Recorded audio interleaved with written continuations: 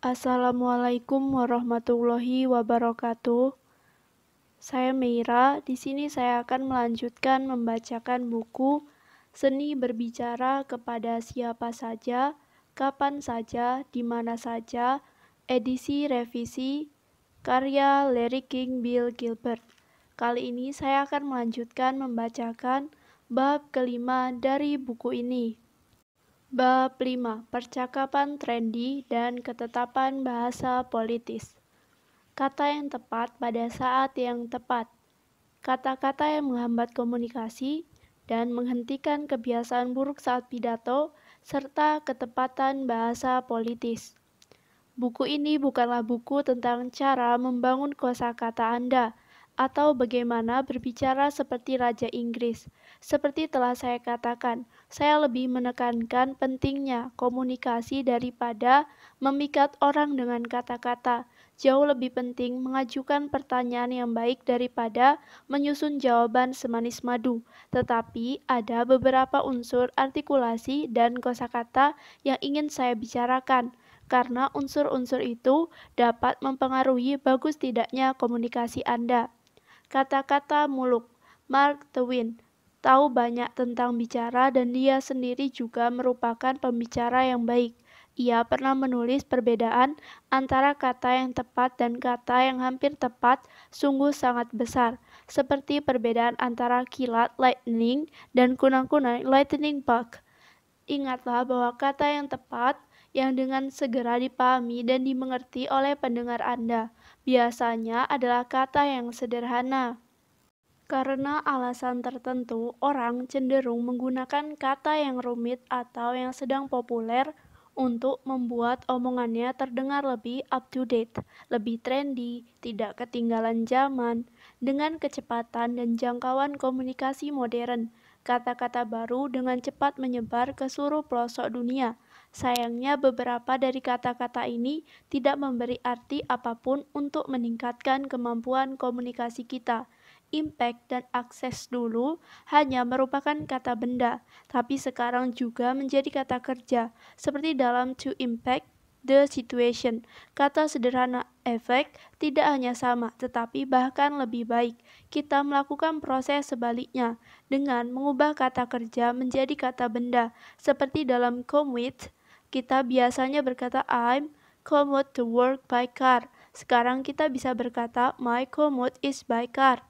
Kita telah bertahun-tahun menggunakan jargon komputer seperti minta input mereka. Kemudian orang mulai berintervasi yang merupakan hasil jargonisasi untuk kata berdiskusi atau berbicara. Dan setiap kali terjadi gempa bumi atau badai dahsyat, kita mendengar tentang kerusakan infrastruktur. Sekalipun pejabat yang menggunakan istilah itu akan dapat menyampaikan poinnya dengan jauh lebih baik jika ia sedikit bersusah payah mengatakan sesuatu yang dipahami oleh setiap orang, seperti fasilitas air bersih, saluran limbah, pembuangan, dan jalan raya. Kata-kata komputer semacam itu merefleksasikan kehidupan kita dalam dasawarsa 1990-an, tetapi bukanlah satu-satunya rintangan yang menghalangi kemampuan kita berbicara dengan jelas dan efektif. Ego manusia juga ikut berpengaruh. Beberapa orang rupanya beranggapan bahwa semakin tinggi kata-kata yang digunakan dapat membuat topik bahasan dan diri mereka sendiri semakin penting. Orang-orang sekarang memakai perceive, bukan view atau see. Beberapa orang tidak puas hanya dengan mengatakan orang atau benda itu equal. Mereka menggunakan co-equal untuk orang. Jika sesuatu itu equal, lalu apa yang co-equal? Yang lain menggunakan utilis dan bukan use. Komentar paling ringkas yang saya rasa dapat meyakinkan penggunaan kata-kata yang luas datang dari seseorang eksekutif yang berkata kepada stafnya, "Don't utilis, utilis, use." Saya berusaha menghindari bahasa yang muluk. Beberapa orang menggunakannya sebagai simbol status oral agar mengesankan orang lain. Yang lain menggunakannya hanya karena mereka lupa bagaimana bicara dengan istilah sederhana, jelas, dan sehari-hari. Akan jauh lebih baik jika Anda menghindari kata-kata muluk, agar Anda lebih mudah dipahami dan diterima. mengatakan bahwa Anda mencari input dari orang lain yang akan mengenable Anda untuk mengimpact situasi barangkali membuat Anda terdengar mengikuti zaman, tetapi Anda akan jauh lebih berhasil jika mengatakannya dalam bahasa yang mudah dipahami oleh para pendengar Anda yang tidak semuanya ingin tampil sok hebat. Kata-kata trendy. Selain kata-kata muluk, saat ini komunikasi massa juga dibanjiri oleh kata-kata mutakhir atau keywords atau ungkapan-ungkapan khas yang trendy. Kata-kata dan frasa ini terbukti segera menjadi klise. Kadang menggunakan keywords ini dapat membantu Anda membangun hubungan dengan orang yang Anda ajak bicara. Tapi terlalu sering mengatakannya akan membuat Anda tampak tidak orisinil, seolah-olah Anda tak mampu membuat ungkapan Anda sendiri. Johnny Carson memberi kita New Way dan pendahuluannya. Jack Bird memperkenalkan I Kid You Not dan jutaan orang Amerika memakai kedua ungkapan itu selama bertahun-tahun. Howard Cosell memperkenalkan bentuk tata bahasa yang salah. Telling it like it is seharusnya S di setiap Senin malam selama musim sepak bola dan menjadi klise nasional di tahun 1970-an. Yang lebih baru lagi, kita mendengar teguran dalam Isn't That Special dari Saturday Night Live dan Read My Lips oleh George Bush.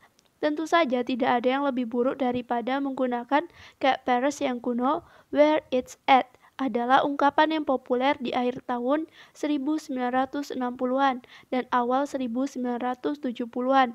Bayangkan bagaimana buruknya ketika kepala pelaksana sebuah organisasi regional di Washington berkata kepada dewan pemimpinnya bahwa dewan kota itu is where it's at.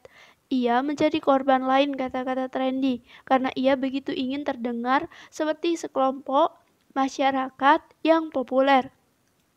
Konyolnya, ia malah membuat direktur-direkturnya heran mengapa orang dengan 3 gelar perguruan tinggi ini mengakhiri kalimatnya dengan sebuah kata depan.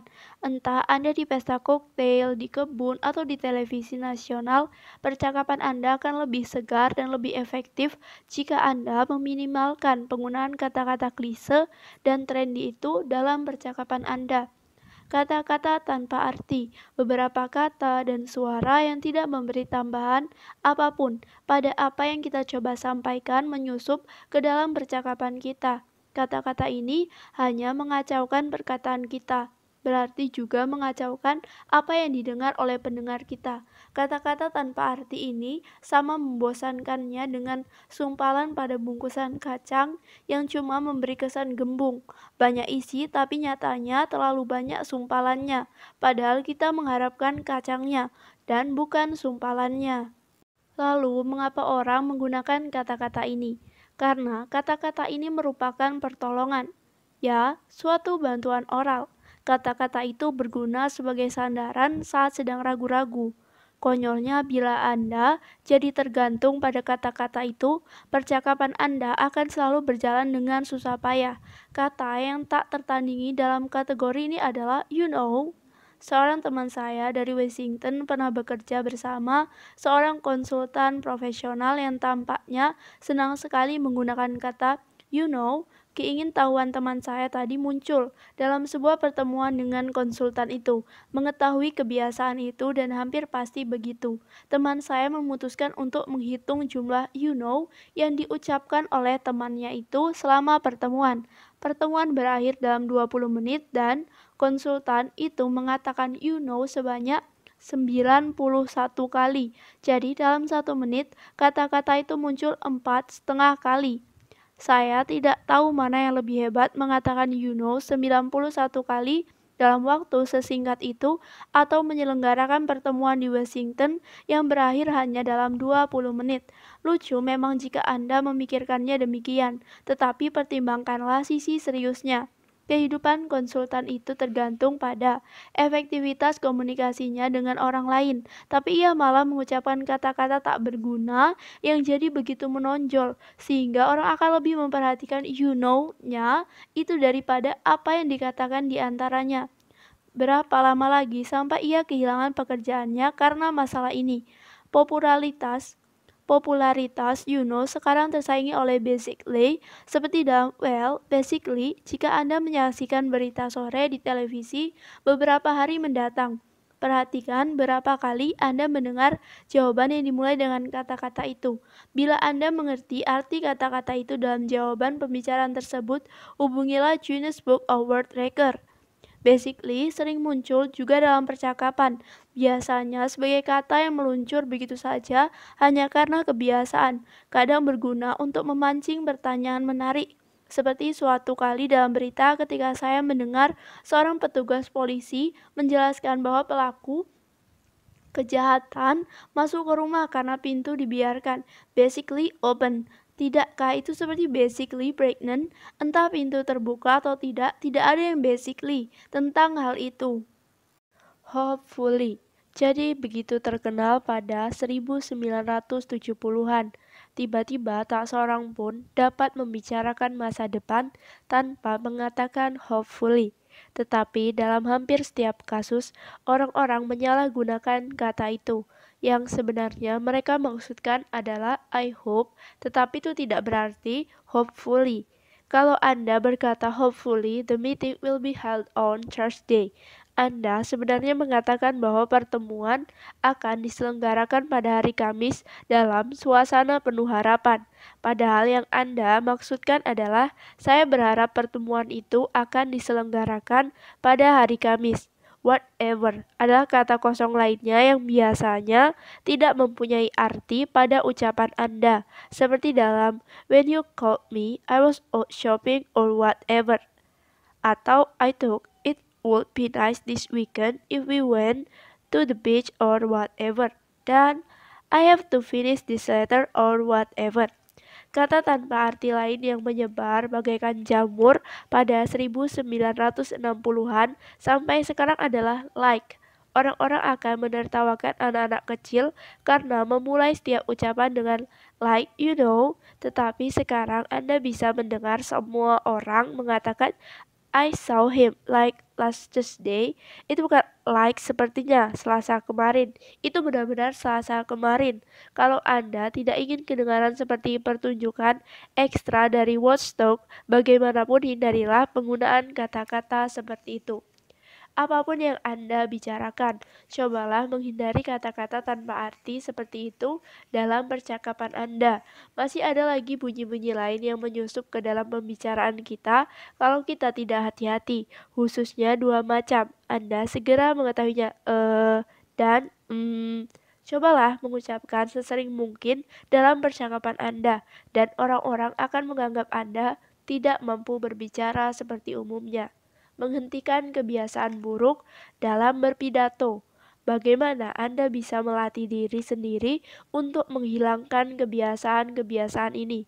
Sebagaimana dengan kebiasaan apapun, Anda perlu kedisiplinan untuk menghilangkan kebiasaan buruk dalam pidato. Cobalah ketiga teknik berikut ini. Pertama, dengarkan saat Anda sendiri berbicara.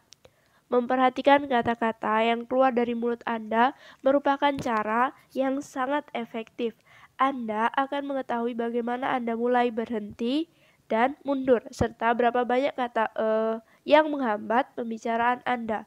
Itu saja dapat membuat pidato Anda lebih lancar. Kedua, pikirkan sebelumnya apa yang akan Anda katakan. Saya tahu itu kedengarannya sudah jelas, tetapi kalau kita cari alasannya kenapa Anda mengucapkan kata tanpa makna adalah karena Anda sudah masuk ke pertengahan kalimat dan tidak tahu bagaimana dapat menyelesaikannya. Saya tidak mengatakan bahwa Anda harus membayangkan keseluruhan pidato dalam benak Anda sebelum membuka mulut, tetapi hendaknya Anda dapat merencanakan kalimat kedua di dalam pikiran. Selagi Anda mengucapkan kalimat pertama dan begitu seterusnya. Meski kelihatannya sulit, cobalah saja. Anda akan tahu bahwa itu mudah. Otak mempunyai kapasitas besar yang memungkinkan kita melakukan dua hal sekaligus. Dengan sedikit latihan, Anda akan menjadi terbiasa. Ketiga, carilah seseorang pemantau pidato untuk mendengarkan percakapan Anda dan mengingatkan Anda jika Anda menggunakan kata-kata tanpa arti atau kata-kata klise. Ini bisa sangat efektif. Mintalah pasangan Anda, teman baik Anda, atau barangkali teman kerja Anda untuk menghentikan Anda. Mereka dapat mengatakan stop atau hope setiap kali Anda menggunakan kata atau frasa seperti itu. Pemantau Anda hendaknya orang yang bersama Anda paling tidak selama beberapa jam dalam sehari. Tampaknya menjengkelkan.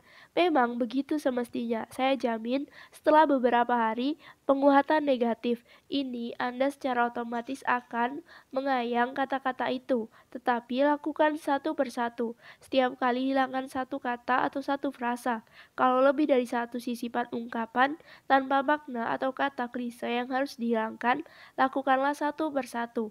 Kalau tidak, Anda akan sangat sering dihentikan, sehingga nyawa pemantau Anda bisa dalam bahaya. Kata-kata yang hilang. Dalam beberapa kasus, orang lebih memilih sedikit kata daripada banyak kata. Seperti yang dilakukan oleh para penyiar berita atau olahraga, mereka senang menghilangkan kata kerja dalam kalimat mereka. Meskipun praktik ini mengubah arti dari apa yang mereka katakan. Kalau seorang penyiar basket berkata, Patrick Ewing fouled on the play, itu biasanya berarti Ewing was fouled. Ewing dicurangi, tetapi yang diucapkan berarti Ewing committed the foul. Ewing melakukan kecurangan. Mengapa tidak mengatakannya dengan cara yang umum? Reporter-reporter dan penyiar berita sore sering melakukan hal yang sama, karena kebiasaan menghilangkan kata kerja dari apa yang mereka katakan kepada kita. Barangkali mereka beranggapan bahwa hal itu membuat ucapan mereka jadi lebih menarik, seolah-olah kalimatnya begitu mendesak sampai mereka tak sempat menggunakan kata kerja. Tetapi sebenarnya itu hanya merupakan bentuk lain dari kata-kata trendy yang menyebabkan ujaran kita tidak efektif. Jika Anda tetap menganggap semua kebiasaan ini tidak apa-apa, bahwa cara apapun yang digunakan boleh saja. Cobalah berlatih dalam hati seperti yang kadang saya lakukan sebagai hiburan. Saya membayangkan bagaimana pidato-pidato besar jika diucapkan oleh pembicara-pembicara sekarang. Perhatikan kalimat-kalimat klasik tanpa kata kerja ini.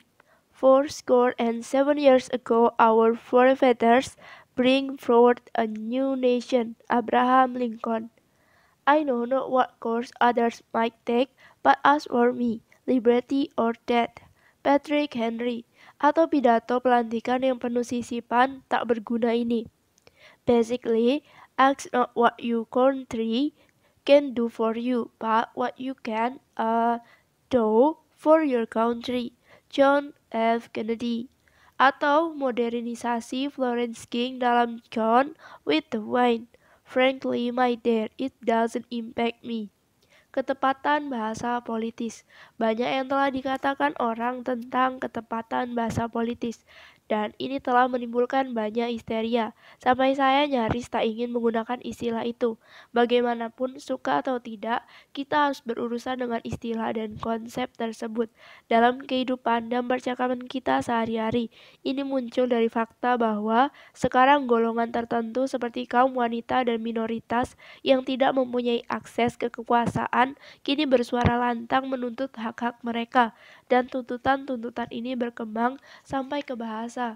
Mereka berargumentasi bahwa cara kita mengatakan sesuatu sama pentingnya dengan apa yang kita katakan, karena kata-kata merupakan perwujudan dari berbagai gagasan dan sikap. Saya kira mereka benar. Kalau Anda menggunakan frasa lama untuk wanita, yakni kaum lemah, berarti Anda menganut paham lama tentang perempuan.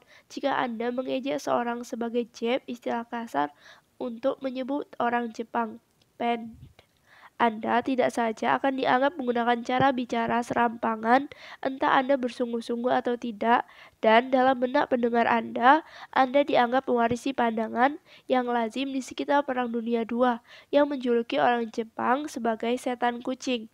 Ini contoh-contoh umum yang banyak diketahui, yang menunjukkan betapa anggota-anggota golongan tersebut sensitif terhadap cara orang membicarakan mereka, dan karena itu kita harus peka terhadap hal-hal seperti itu. Kenyataan hidup Amerika dalam dekade 1990-an.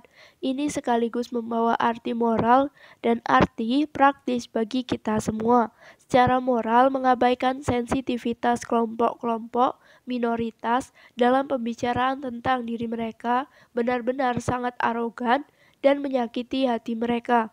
Secara praktis, tidak hati-hati membicarakan topik-topik semacam itu dapat merugikan diri Anda sendiri. Ingat saja Alkemades, Jimmy the Greek, Jimmy si orang Yunani, dan masih banyak lagi yang karirnya hancur berantakan karena mereka tidak sensitif dalam cara mereka membicarakan atlet-atlet kulit hitam. Anda harus memperhatikan perubahan pilihan dalam penggunaan berbagai istilah. Saya tadi bicara tentang atlet-atlet kulit hitam. Kata itu lebih dipilih oleh kelompok etnik tersebut sejak 1960-an. Tetapi tidak akan selalu seperti itu dan masih akan berevolusi. Ketika saya remaja dan bahkan selama kira-kira 10 tahun dalam dunia penyiaran, cara yang tepat untuk mengidentifikasi orang kulit hitam adalah dengan menyebut mereka negro. Bersama dengan munculnya revolusi, kekuatan hitam pada dasawarsa 1960-an. Para pemimpin kulit hitam menginginkan orang-orang mereka disebut kulit hitam, bukan negro. Lalu kami pun membuat penyesuaian dalam dunia penyiaran dan bentuk-bentuk lain jurnalisme dan profesi-profesi lain. Dan dalam percakapan sehari-hari kebanyakan rakyat Amerika kami amat memperhatikan istilah itu. Pada 1980-an, istilah-istilah baru diperkenalkan. Pemimpin-pemimpin kulit hitam berkata bahwa mereka dan anggota-anggota ras mereka lainnya hendaknya disebut African Americans, orang-orang Amerika dari suku bangsa Afrika. Pemimpin-pemimpin Meksiko dan Spanyol menggunakan keinginan mereka untuk disebut Hispanic yang kemudian berkembang menjadi Latin. Orang-orang timur sekarang disebut orang Asia. Banyak orang Indian Amerika ingin disebut orang Amerika asli. Yang lain lebih suka diidentifikasi menurut suku mereka, bukan nama yang diberikan oleh orang kulit putih untuk suku mereka. Belajar dari sejarah, kita tahu bahwa istilah-istilah seperti itu akan berubah lagi di tahun-tahun mendatang. Sebuah artikel di Washington Post memuat angka-angka yang menunjukkan sambutan media itu terhadap perubahan nama tersebut. Pada 1987, istilah African American masih relatif baru dan hanya muncul sebanyak 42 kali.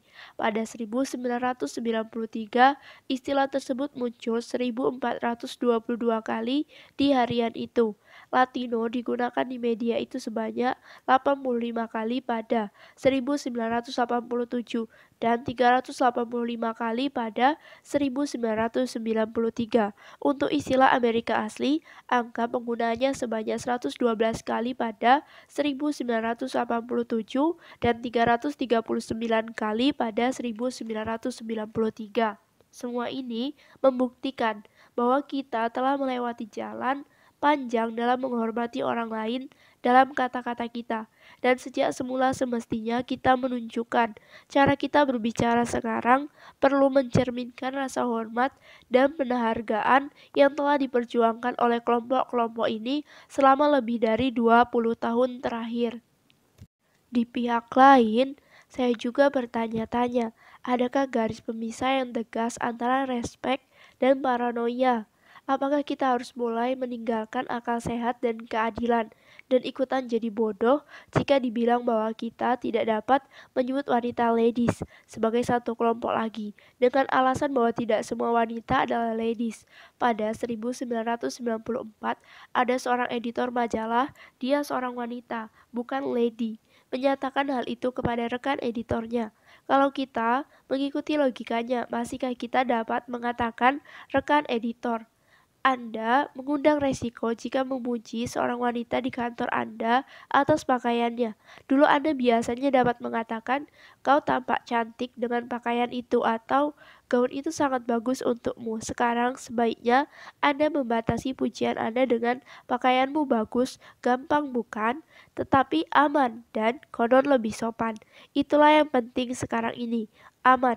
Kapan saat terakhir Anda melihat seorang pria yang dulu kita sebut boys berkata kepada seorang wanita yang dulu kita sebut girls bahwa ia mempunyai tubuh indah, atau laki-laki Atau kaki yang cantik.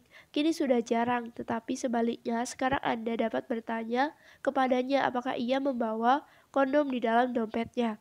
Di Amerika tidak menjadi masalah untuk menanyakan hal tersebut. Jadi, apa yang dulu dianggap ofensif sekarang dapat diterima. Dan apa yang dulu dapat diterima sekarang dianggap ofensif. Kini kita seperti Raja Siam yang meratapi kebingungannya dalam The King and I. Dulu apa yang begitu ya begitu, apa yang tidak ya tidak, tetapi sekarang membingungkan. Tentu saja sekarang pun menganggap lucu, aksen raja secara politis dapat dianggap salah. Tetapi apa yang salah dengan humor etnis yang baik? Adakah yang lebih lucu dari humor Yahudi? Asalkan tidak berdasarkan ejekan atau fanatisme, atau humor Irlandia, atau Italia, atau kulit hitam. Pelawak-pelawak besar seperti Mayer Cohen, Sam Levinson, dan Jackie Gleason akan kesulitan mencari uang sekarang.